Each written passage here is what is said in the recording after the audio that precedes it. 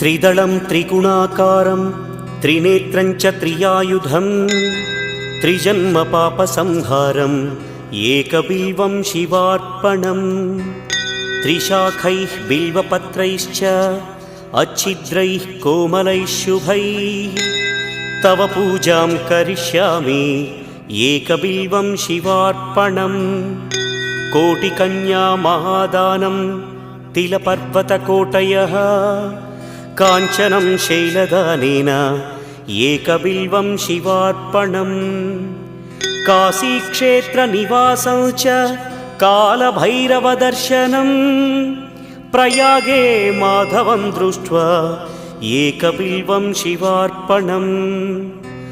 इन्दुवारे व्रतं स्थित्वा निराहारो महेश्वर नक्तं हौष्यामि देवेश एकबिल्वम्